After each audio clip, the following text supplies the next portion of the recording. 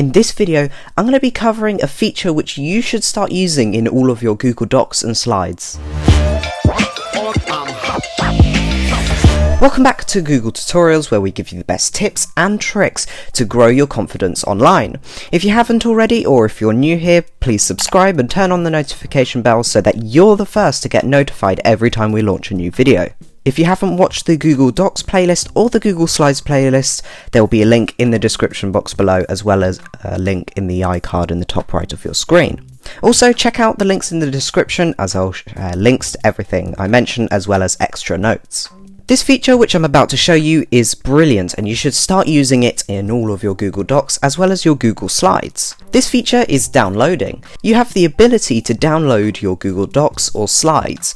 Also, check the timestamps in the description so you can skip to Google Slides if you want to go to just that point in the video.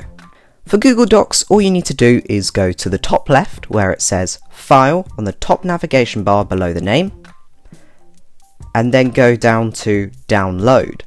Then it will come up with a bunch of different options, such as Microsoft Word, Open Document Format, Rich Text Format, and a bunch of other ones.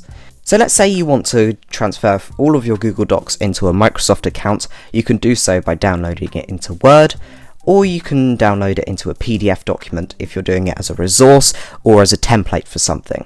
Then when you want to download it, click or tap onto it. And as you can see, at the bottom right, the file has downloaded. And if you want to, you can click or tap onto it and then view the document.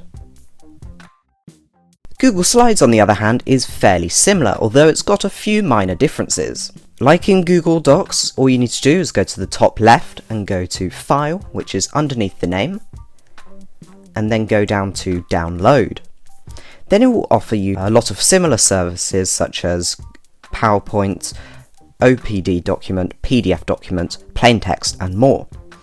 But a great feature is that you can do images such as JPEG image of the current slide, as well as the PNG image of the current slide.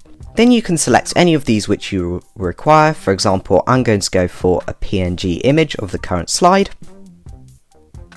And similarly to Google Docs, it will download to the bottom left, and you can then view it if required. If you enjoyed this video, please give it a like, and don't forget to subscribe, as we've got a ton more content similar to this.